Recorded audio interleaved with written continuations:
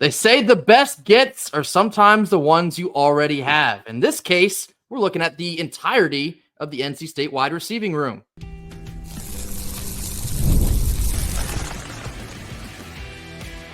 You are Locked On Wolfpack, your daily podcast on the NC State Wolfpack, part of the Locked On Podcast Network, your team every day. What's up, Wolfpack Nation? It's time to get locked in with Locked On. Thanks for making Locked On Wolfpack your first listen each and every day. We are free and available wherever you get your podcasts and on YouTube, part of the Locked On Podcast Network, your team every day. Our opening sponsor for Thursday is Gametime. Download the Gametime app, create an account, and use code LOCKEDONCollege for $20 off your first purchase. Happy Thursday to all. As always, I'm Grayson Boone, joined by former Wolfpack defensive tackle Kenton Gibbs. Kenton, we just discussed the other day how seemingly we're getting a new player re-signing with Savage Wolves for NC State football every day. We just got 3 more big ones, and they're all wide receivers. Wide receiver Noah Rogers, Wesley Grimes, and Dacari Collins have all announced that they will return to NC State football in 2025. Now returning the whole wide receiving room with the exception of KC Concepcion. Old guys, young guys, and everyone in between. This is massive heading into 2025. Hey, listen, you're not going to get any disagreement out of me there. You know, you talk about the best catch being the ones you already have. Shout out to Noah Rogers and company. No, but seriously, this is a really good group to keep together. I am so excited about this group. I am so excited about this group. I only remember being as excited about a position group at NC State when we were talking about the linebacking core of Wilson, Moore, and Thomas. Like, that was the only time that I had ever been this excited about a position group at NC State in terms of who was coming back, because this wide receiving group has it all. You have it all. There's not a single thing that you're missing. I could not have imagined this many guys coming back, especially because this whole season, I'm walking around thinking that Dacari Collins is done after this year. And I was like, oh, man, if he had just one more year. He's like the antithesis of another certain player that we used to have, whose name I will not mention because I don't want to disrespect anybody on this show. But every year I thought it was going to be his breakout year. On the other hand, Dacari is just a guy that he shows up and does his thing in a very understated way every single year, outperforms what you think he's going to do every single year. You talk about Noah Rogers and what he does in big moments. You talk about Wesley Grimes and how consistent he was last season. The 3 young guys, Anderson, Jackson, Paylor. I'm excited about all 3 of them for 3 different reasons. Jackson and Anderson, you saw both of them play, and you saw the flashes. You saw the moments where you're like, that's what he's going to do. That's what he's special at. Paylor, much more limited situation, but I want to see him. I want to see what he can bring going forward. But, man, this wide receiver room, and Grayson dropped a joke about, it's time to get in the portal. And many people misunderstood my good friend here, because with this group here, unless there is a surefire – unless Travis Hunter decides to come back and says, I want to play exclusively receiver, unless something like that is happening, you don't need anything else. You don't need nobody else other than what's in this room. All you got is all you need in this case. I think many of us would all agree on the same point that this has gone far better than really any of us expected it to go in terms of when you're looking at wide receivers. And I think when the offense did struggle so much, especially through the passing game, and, KC Concepcion had a lot to do with that also with the play calling, but you had to figure at some point somebody's going to want to take their talents and look elsewhere, or, some of the younger guys coming in would push older guys out. You had to figure there'd be some kind of turnover. To return back everyone outside of KC Concepcion is a little bit like mind-blowing. I didn't expect it. I don't know if Kenton expected it. Probably very few people outside of the Murphy Center saw this as a real possibility. But when you get Jonathan Paylor and you're hoping to introduce him to a more elevated role as soon as this bowl game, we'll touch more on those type of things later on the episode. And then you get Noah Rogers. And Noah Rogers was the biggest wide receiving name entering the 2024 season. Of course, he went to Ohio State, couldn't get on the field. One of the highest rated wide receivers to ever come through NC State. And we saw glimpses of what he can be once he fully develops, but we're still scratching the surface with a guy like Noah Rogers. I think you can say very similar things about Keenan Jackson, Terrell Anderson, and Wesley Grimes as well. Just scratching the surface with what we saw, the things that they can do this season. There's just so much promise in bringing back so many different guys that bring a lot of kind of different things to the table. Route running. I think Noah Rogers is probably one of your more talented route runners, but Wesley Grimes is perhaps your best guy that go up and grab one out of the air, your high point guy.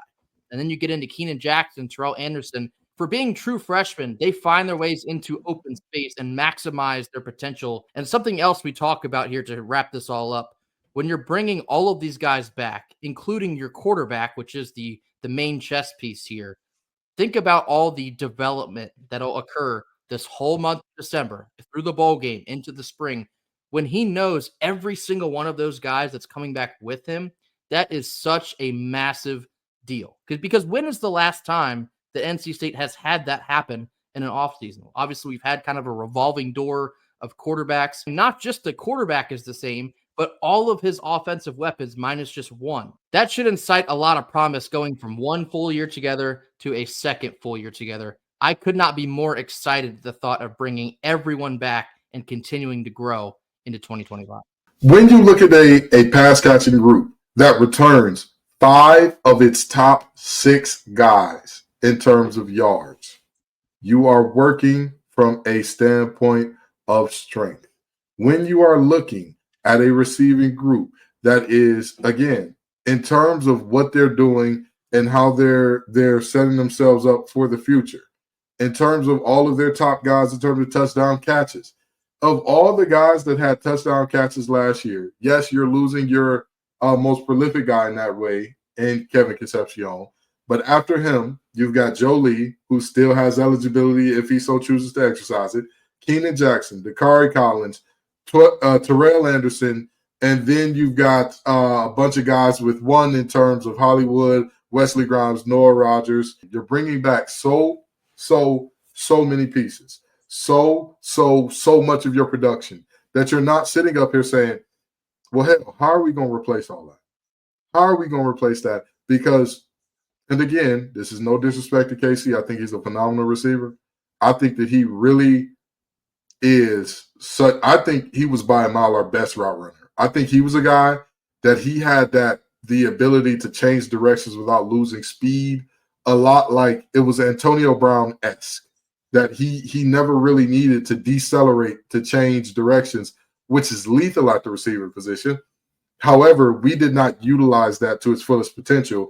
Henceforth, a lot of his pass catching being behind the line of scrimmage. Like, don't get me wrong. I think he's really good with the ball in his hands. I just think his route running is a little better than that. So, this is a situation where we are looking at a group that last year's production from KC, I'm not looking at that like, you can't replace that, and that's not a knock on KC. That's not me being disrespectful, but there are certain times where you look at production, you're like, hey, that's one-on-one stuff right there. That's one-on-one stuff. You think of Reggie Gillespie's year as the power back, where you're like, the amount of times he moved the chains that got you a touchdown in that and 1 yard and goal-to-goal situation, you can't replace that. You talk about Peyton Wilson and who he is. You couldn't replace that. You knew when Drake Thomas left, we're not going to replace that 1-for-1 at the Sam position. We're just not. And we couldn't. And that's not to say like who's more or less valuable, but in this particular situation, with the receivers we have coming back, I'm more than comfortable with the receiving room as it is right now. 2 more quick points here before we move on.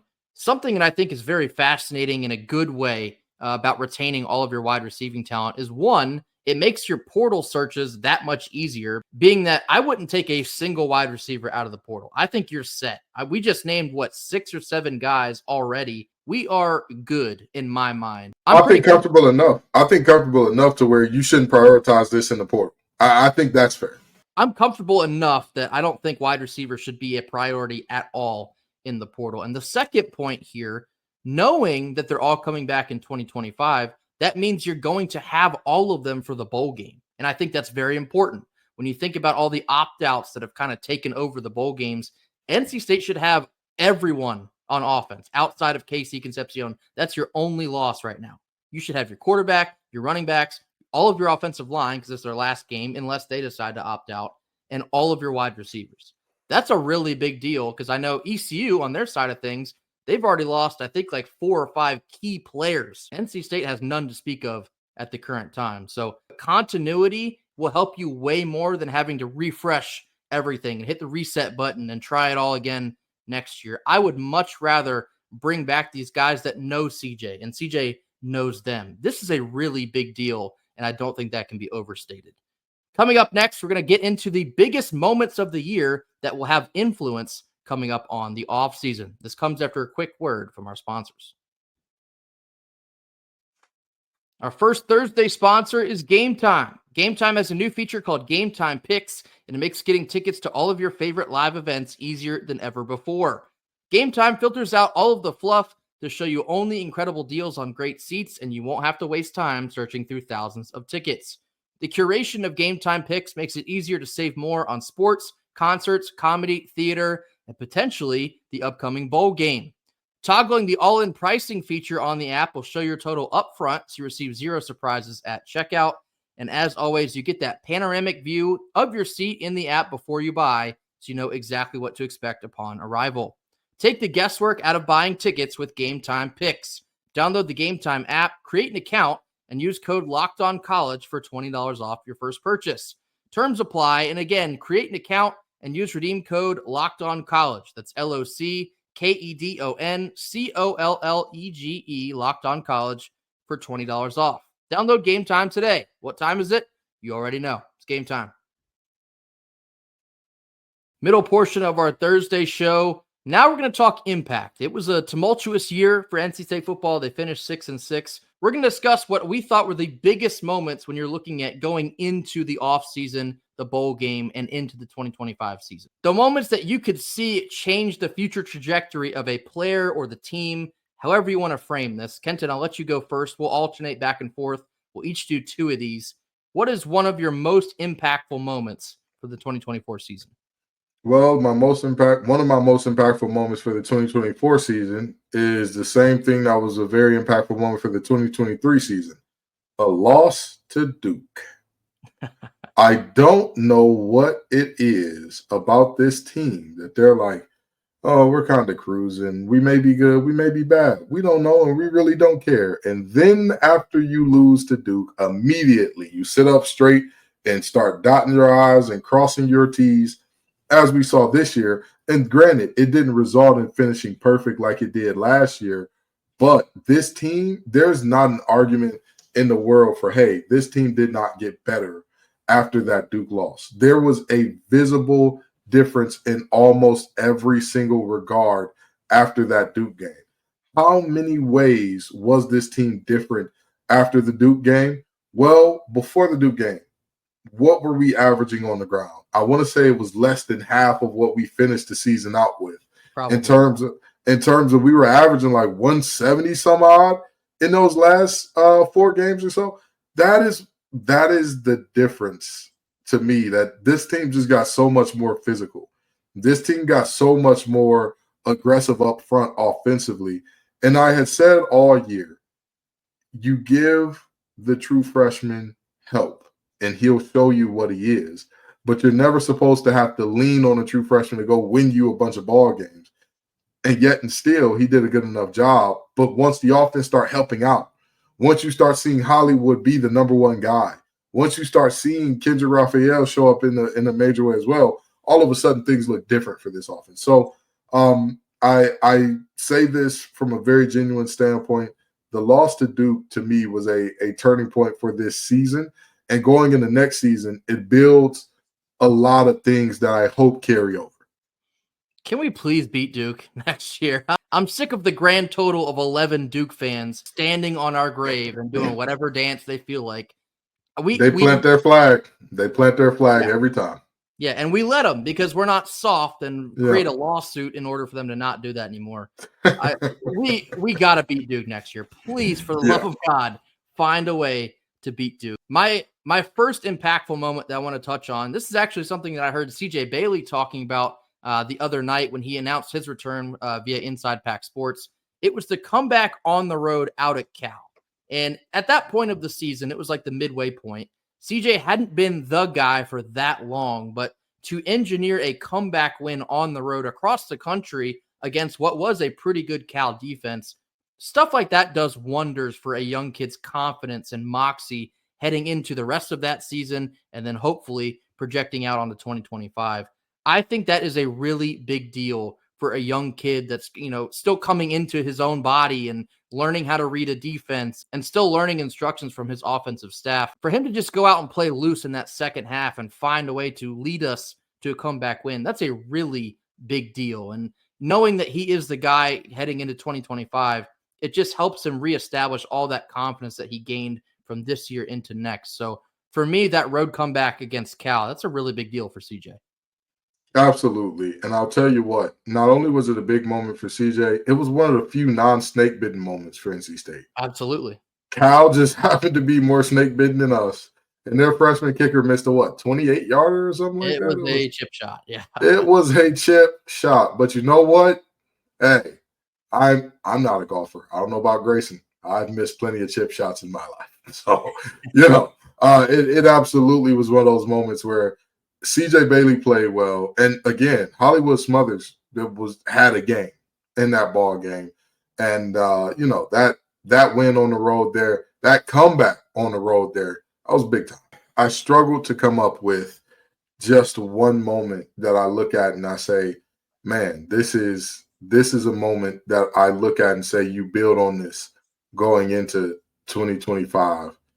And then I thought about it a little bit harder, a little bit deeper, a little bit more insightful. You got to stop using your head and use your heart sometimes. And the moment I came up with?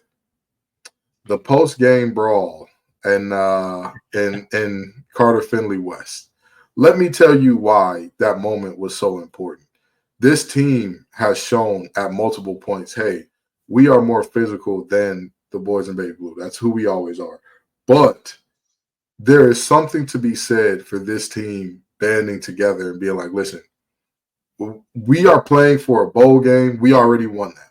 There's no reason for us to still be listen, we done made a wall, we done made the fence, you're not crossing it type of deal. There was no reason. And yet they still did. And yet they still showed up for one another. And yet they still did everything they could for one another in that moment.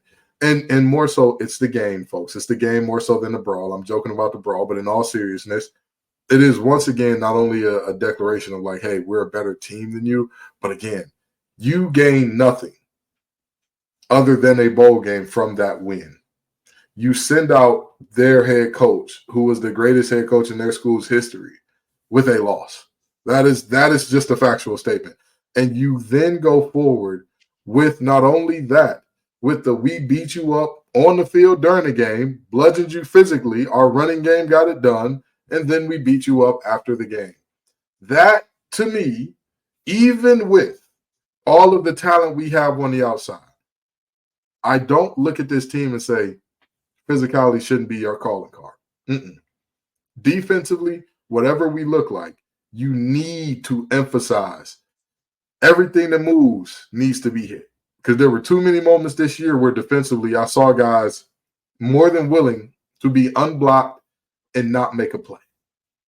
Guys who were okay with saying, I don't want to bump titties with an offensive guard. No. I need physical, angry men at the linebacker position that when you're coming downhill to get them, they're coming downhill to get you. The linebackers aren't stuck in the box with guards. Guards are stuck in the box with our linebackers. That's what I want to see. That type of physicality, that type of, hey, we're coming. We're coming downhill, no frills. And that game, to me, again, the physicality, that mindset, that was indicative of it. Obviously, that game was not perfect, and there were things to clean up in terms of filling gaps and all that had plagued us all year. But just the sheer physicality is what I want this team. I want that to be the rock upon which this team is built. My initial second answer was going to be CJ's first game, and that was against Louisiana Tech, where he was injected into that game. and ended up engineering us to a second half comeback. However, that feels a little bit too close to my Cal answer, so I'm going to switch it up. At the risk of being called out for this being a cop-out, it's not just because of who we were playing, but I'm going to go with Noah Rogers' catch against the Dirty Foot Club to basically seal our chances at winning that one. And again, it's not because it's the Dirty Foot Club. It's not because of the picture that will live forever with him mossing 2 defenders in that, but the overall impact, and I think it speaks to furthering CJ Bailey's development and confidence in late game situations in which you're down, you're on the road, and you still find a way to come back and win that game. But it also connects to Noah Rogers because there is kind of the idea that we didn't quite get what we thought we were getting from Noah Rogers, but in that same breath, you saw what he can be. You saw that he has those skills that really no one else on the roster has. I would venture to believe that he's the only of our wide receivers that can make that catch in that situation. I think maybe Wesley Grimes, but I'm telling you, that list is extremely short. I think it might be only Noah Rogers that can go up and come down with that ball.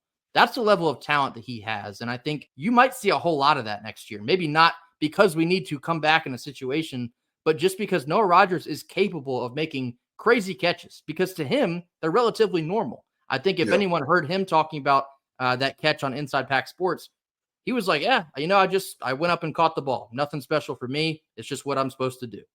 You remember his highlights from camp where we were talking about him against Aiden White, and it was like, oh my God, this guy's the real deal. Because like you said, it is, to me, I'm a big believer in playing football for as long as I have. I've never seen a guy do something in the game that I've never seen him do in practice. Yeah. I've never seen it. I have.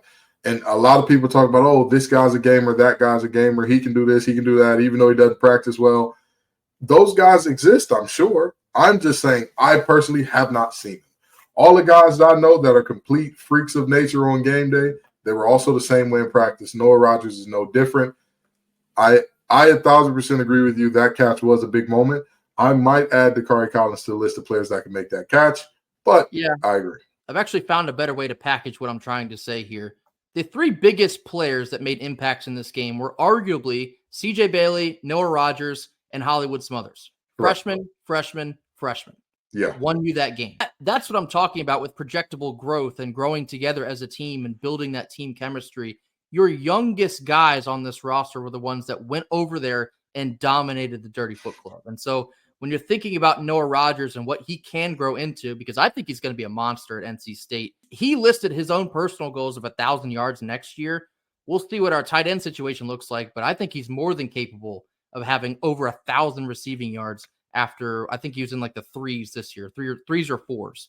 That's a big leap. I don't think anyone would bat an eye if he does that with ease. Those type of moments where the younger guys are getting it done in winning time, that is how you continue to build a core into 2025. The future is now, old man. The youth movement is here, and it's winning Wolfpack games. Speaking of youth movement, or maybe we'll have some other answers for this, coming up next, we're going to talk about the players we're most excited to see in this bowl game against ECU. This comes after a quick word from our sponsors. Our second Thursday sponsor is FanDuel. Tackle NFL action all season long with FanDuel, America's #1 sportsbook. Right now, new customers can bet just $5, and you'll get started with $150 back in bonus bets if that first $5 bet wins. The FanDuel Sportsbook app gives you everything you need to place live bets on the NFL, all in just one singular place. When you get a hunch in the middle of a game, you can check out the latest stats, view live play-by-play, and so much more on the very same page that you place all of your bets. Head on over to FanDuel.com in order to join today. You'll get started with $150 back in bonus bets if that first pesky $5 bet wins. That's FanDuel.com in order to get started. Never waste a hunch and make every moment more with FanDuel, the official sportsbook partner of the NFL. Last couple minutes of our Thursday show, kind of connecting in the same idea of returning a bunch of guys and hopefully promoting some of the youngest guys into more playing time. We're going to talk about the 2 players, one offense and one defense, that we're both most excited to see hopefully provide some impact in this bowl game. Kenton, I'll let you go first. Give me one offense and one defense. Offensively, this young man has never, and when I say never, I mean has never in his college football career had an entire 3 weeks or more of planning where he was known to be the guy. Give me one, CJ Bailey. I'm excited to see him with much more preparation time than what he saw during the regular season. Because, quick question, Grayson, did NC State lose a game off of bye week this year? Yeah, just one. It was the Georgia Tech game. And just out of curiosity, in that game, when it came time for the offense to do their thing during winning time, what was the result? Did the offense put us in a position to win the football game, or were they a net negative? For whatever reason, when we're losing in the fourth quarter, that is the best offense you see all game. So they put us in position to win the football game, correct? Yeah. So what it seems to me is all it took was 2 weeks of game planning as like, hey, you're the guy, what works for you, what doesn't. Here's the plays that we need to run against them for him to show up big in big moments. Imagine what is going to happen when he gets a whole month of like, hey, you're the guy. These are your receivers. This is what it is. This is what we're rocking out with. I'm very excited to see him with it's like how Batman stands say, oh, you give him prep time and he'll beat anybody. Yeah, sure, whatever, you dorks. Anyway. The reality is you're giving CJ Bailey prep time to take on ECU. I'm ready to see it. And defensively, there are so many very viable options here. There are a lot of guys that it's like, what are we looking at? How could you possibly impact this thing? I'm looking at a guy that showed up big last game, and he may be a starter in this one, depending on what Aiden White wants to do. I'm looking at Jackson Vick. Come on down, Slick Vic. Come on down. Come on. I listen, I want to know what he looks like on the other side from Cisse, because I have a sneaky suspicion. Coach Gibson was not one of these guys, and it's the one thing that I always talked about I wanted to see different from Coach Gibson more than anything else. I was fine with the 3-man fronts. I was fine with, his different way of doing things. But one thing I always believe, if you have a great corner, let that man travel. Let that man go with other teams' best players and all that. And so if we get a coordinator who does do that, Cisse is going to be your best corner. That's just, I think that's pretty much a foregone conclusion. But what does the guy on the other side look like? What does the guy who, if we allow the corner to travel in the new system, what does the guy that's covering number 2 look like? Because in today's college football, you need multiple corners that can cover in a way that you didn't in the past. So I want to see what he looks like. You took my Jackson Vick answer. I think that's a sneaky, really good one based on what he showed in the last couple games of the season. My first offensive player, I think a lot of people would probably expect us to say Jonathan Paylor. What I will say there is the depth chart came out. I don't know why you'd release it now instead of the week of the bowl game, but Jonathan Paylor was actually not listed at the starting spot in that slot role. That's a head scratcher in my own personal opinion. I'm going to stray away from Paylor for this answer in particular. Give me Noah Rogers. And we just talked about him and the way that he kind of exploded onto the scene to finish the season with that massive catch against the Dirty Foot Club. I still want to see more Noah Rogers. Only got in the end zone one time this year, and if you remember correctly, that touchdown actually should not have counted. It was against Syracuse where he went out of bounds technically first and then ran. It was like 75 yards. I want to see more Noah Rogers. We know what he can be. We know what he's supposed to be. I want to see that project right now into 2025. We know he's coming back. You know you got your quarterback and all the other offensive weapons to speak of, but I want to see Noah Rogers step up and take that next step to be the chosen one, which is what we expected him to be essentially. I mean, that's a high mark to hit for anyone, but I think he can do it. He's a special young man, a special talent, and I want to see what he can do to finish this year against ECU.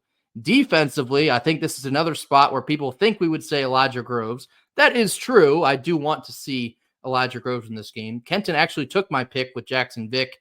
So I'm going to go to Marcus Cooley. Marcus Cooley was another guy I was very high on. Kind of started in the middle of the season where he came on and got some increased playing time, forced a couple turnovers, had some massive views. Another one of these guys in the same vein as Jackson Vick came on strong and made a name for himself in this defense. Cooley as well, another one that has already signed on with Savage Wolves, so you know you're getting him back in 2025. Build on this. Give us some more building blocks to show that you can make a massive leap in this offseason and be one of the guys in 2025. I think Marcus Cooley is an excellent player. We talked about his versatility, being able to line up virtually anywhere in that secondary. That kind of talent goes a long way in this defense. Whether Coach FAL will be the defensive coordinator moving forward or they're going to look for one later on in the offseason, a guy like Tamarcus Cooley goes a long way. So my two answers are Noah Rogers and Tamarcus Cooley. In the comments, tell us the two guys that you are most excited to see in this bowl game. Give us one offense and one defense. Also, make sure to give us your most impactful moments of the season when you're looking at 2024 into 2025. And then any other comments you have on your mind, drop that in the box as well. That'll do it for us here on Thursday. Be sure to hit that like button, mash that subscribe button if you have not already. We'll see you right back here tomorrow on Friday for more. And until then, go Pack. Go Pack.